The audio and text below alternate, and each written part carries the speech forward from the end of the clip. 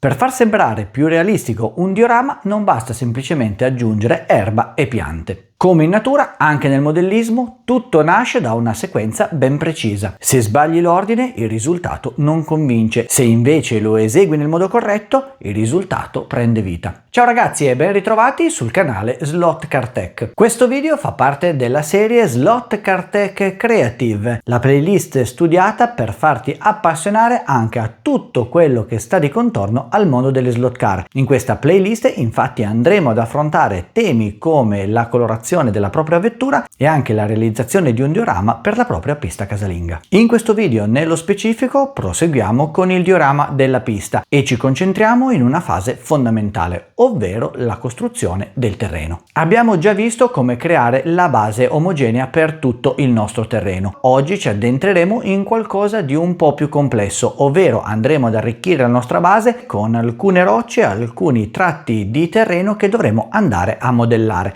Tutto per poi andare ad ospitare erba, cespugli, arbusti e piante. Ma soprattutto andremo a capire e vedere la giusta sequenza di lavorazione, perché così come accade in natura, anche all'interno del proprio diorama tutto deve procedere mediante un'attenta e precisa sequenza. Insomma, tutto ha un ordine, perché nella realtà non nasce prima l'erba e poi ci sono le rocce, ma è esattamente l'opposto. Prima ci sono le rocce e poi altri sedimenti, quali ad esempio terra, pietrisco, eccetera, eccetera, fanno in modo di andare a riempire gli spazi fra le varie rocce e vanno così a formare il sottosuolo e poi il suolo vero e proprio. Prima c'è la struttura, poi la roccia e infine la terra con l'erba e la vegetazione. Oggi quindi ci addentriamo nel passaggio successivo e andremo a simulare un terreno in parte roccioso. Per farlo ci sono dei materiali che più comunemente vengono utilizzati. No, non sono le semplici rocce o le pietre che potreste trovare in giro anche in campagna o nelle zone più montane, ma sono dei materiali che nel modellismo vengono utilizzati per la stragrande maggioranza, vista la loro forma irregolare e la loro particolare attinenza a quello che stiamo per andare a costruire, che ci rendono il tutto molto più semplificato. Stiamo parlando della corteccia delle piante e dei pezzi di sughero che normalmente trovate durante il periodo natalizio nei sacchetti per allestire il vostro presepe. Questi materiali, infatti, data la loro particolare irregolarità e la forma che spesso si abbina decisamente bene a simulare le rocce, sono utilizzati praticamente da tutti i dioramisti che devono in qualche modo andare a costruire e gestire dei paesaggi rocciosi. Noi qui oggi non vogliamo andare a costruire una vera e propria montagna, però ci interessa andare a costruire sulle pendici di quel fiumiciattolo che avete già visto nel video precedente una zona un po' rocciosa, perché sto creando un diorama ambientato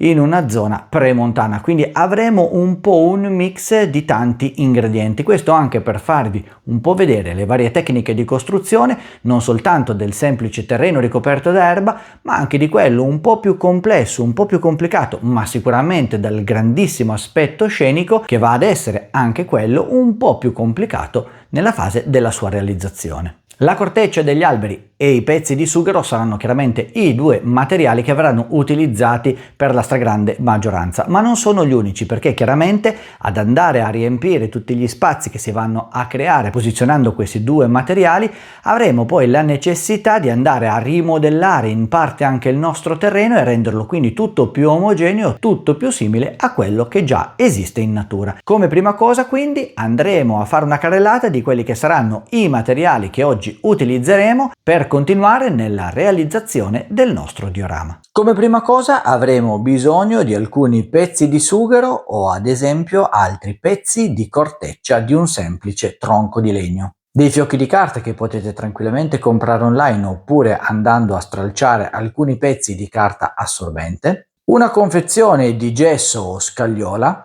una pistola per la colla calda con i relativi refill per poter andare a fissare i pezzi di corteccia e di sughero sul vostro tracciato, della colla Vinaville, della normalissima acqua ed infine un contenitore abbastanza capiente in modo da poter amalgamare il gesso scagliola con la colla Vinaville e i vostri fiocchi di carta. Una cosa decisamente importante, infatti, dopo aver realizzato tutta la nostra scenografia, sarà quella di andarla a pitturare con un grigio medio scuro. Questo ci aiuterà ad andare ad omogeneizzare tutta la nostra scenografia. Prima però di passare alla realizzazione vera e propria, quindi alla costruzione delle nostre rocce, il consiglio che vi voglio dare è quello di andare a posizionare la vostra corteccia laddove dovrete poi andarla a fissare, perché così vi renderete subito conto se il lavoro, diciamo la realizzazione finale del progetto è quella che avete in testa, perché in questo momento è assolutamente indispensabile avere un progetto ben definito ed è altrettanto facile commettere errori che possono andare ad incidere in modo negativo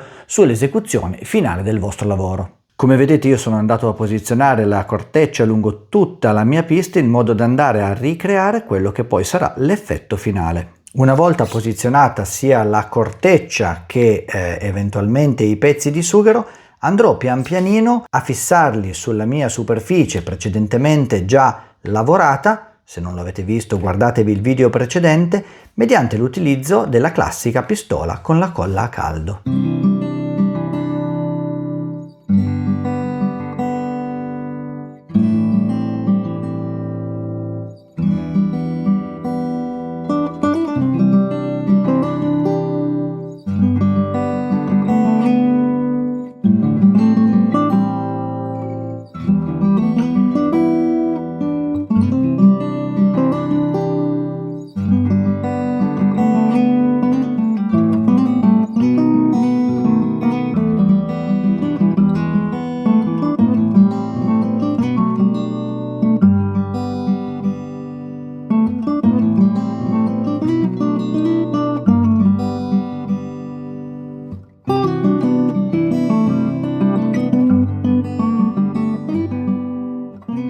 Utilizzate la colla a caldo anche in modo abbondante, perché questi pezzi di corteccia dovranno essere ben fissi, ben saldi sulla vostra superficie. Non vi preoccupate se li trovate in zone particolarmente difficili da incollare, in quanto potremmo sempre andare ad aiutarci utilizzando dell'altra colla a caldo per fissare alcuni punti della nostra corteccia o dei nostri pezzetti di sughero subito dopo averla fissata. Procediamo così pezzo dopo pezzo fino alla realizzazione del nostro diorama o comunque di quello che ci eravamo prefissati. Una volta fissati tutti i nostri pezzettini di corteccia e tocchetti di sughero, come vedete ci sono degli spazi che vanno assolutamente riempiti. Dovremmo quindi andare a riempire ad esempio questi pezzettini tra una roccia e l'altra, qui dove c'è addirittura della colla a caldo che ancora si vede, o anche qui per creare magari una superficie, o sotto questo pezzo di corteccia con la nostra pasta di cartapesta fatta in casa. In questo modo andremo a creare del terreno che adesso manca, ma che ci servirà sicuramente per andare ad abbellire tutta la nostra zona.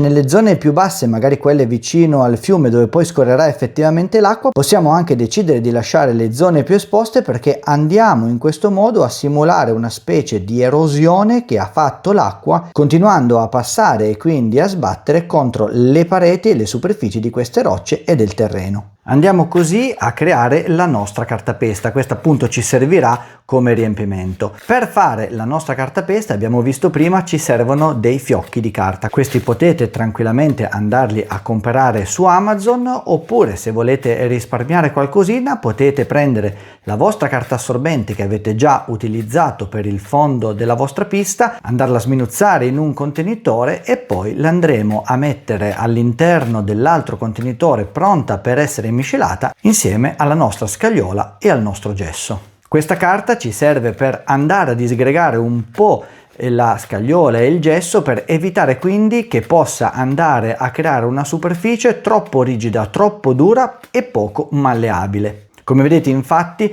la carta è decisamente molto soffice. Abbiamo così il nostro contenitore, andiamo a mettere un po' della nostra carta che abbiamo appena sminuzzato. Mi raccomando, iniziate con un po' di carta e un po' di gesso scagliola in modo tale da contenere la vostra mistura all'interno di questo contenitore. Non cercate subito di farne tanta, di farne troppa, al massimo poi la potrete rifare e aggiungerne un po'. Abbiamo messo la carta, andiamo a mettere anche un po' del nostro gesso o della nostra scagliola, mettiamo una certa quantità e poi andiamo ad aggiungere l'acqua. Arrivati a questo punto possiamo iniziare a miscelare il nostro composto. Come vedete la carta fa facilmente presa sulla scagliola e quindi, come vedete, se prima andava a riempire il contenitore, adesso in realtà con l'acqua e il gesso è diventato veramente molto poco. Continuiamo così in modo tale da amalgamare tutti i nostri ingredienti. Come in questo caso, se vedete che è decisamente poca la quantità che state creando, potete nuovamente aggiungere un po' di carta e un po' di gesso o di scagliola.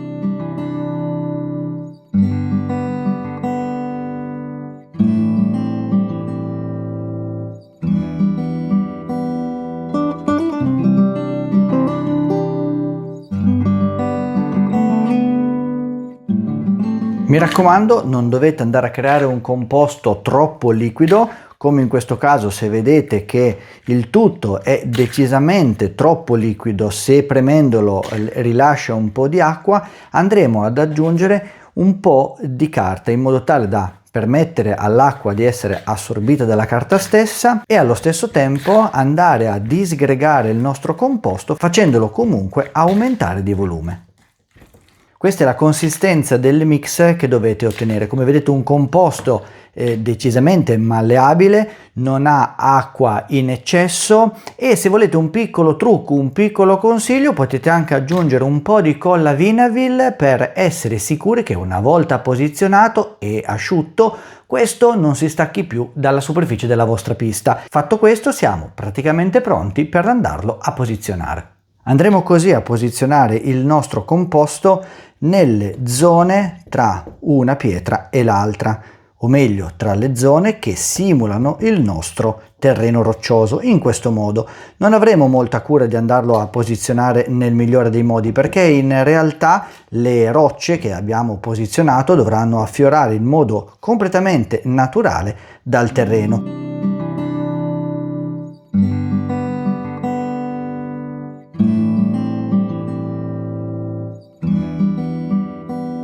Non abbiate paura di ricoprire la corteccia che avete sistemato prima, perché questa andrà comunque ad amalgamarsi in modo perfetto con la cartapesta che stiamo posizionando in questo momento. Chiaramente andremo a lavorare anche la cartapesta in modo da renderla realistica nel contesto del terreno che stiamo realizzando. Fatto questo passaggio, con l'utilizzo di un pennello con le setole abbastanza grandi e abbastanza dure, andremo così a modellare la nostra cartapesta in modo tale da rendere il nostro terreno il più credibile possibile. Mi raccomando, andate con dei piccoli colpettini ad amalgamare la cartapesta rispetto alla roccia che avete appena posizionato.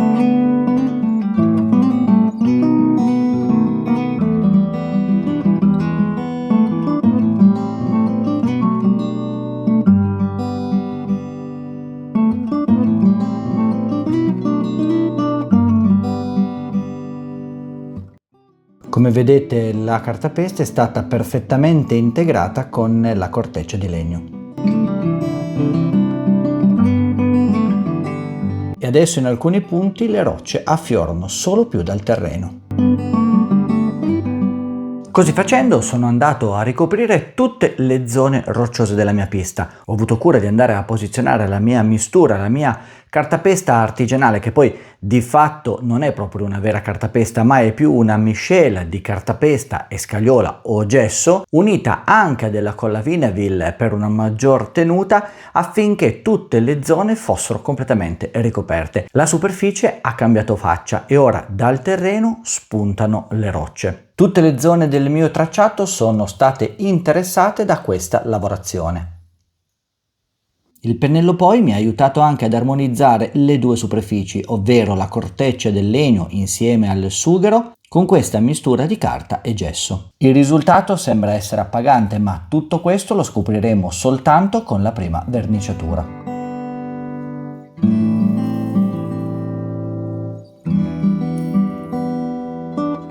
Nel prossimo capitolo, infatti, di Slot-Car Tech Creative andremo a dare la prima mano di fondo, perché in questo momento è importante far asciugare per alcuni giorni tutta la mia mistura affinché i vari processi che andremo a fare da qui in futuro riescano ad essere gestiti nel migliore dei modi. Ragazzi, voi vi siete già cimentati in questa tecnica di costruzione di diorami? Avete mai fatto delle rocce? Conoscete altre tecniche per realizzare le rocce sul diorama di una pista slot o anche solo diorami statici? Beh, fatemelo sapere nei commenti. Se questo argomento lo avete trovato interessante e volete scoprire passo dopo passo come costruire il vostro personale diorama, scoprire le tecniche di costruzione e anche, perché no, qualche piccolo segreto, la playlist Slot Car Tech Creative è quello che fa per voi. Come sempre vi invito a iscrivervi al canale e noi ci diamo appuntamento sempre qui su Slot Car Tech per il prossimo video.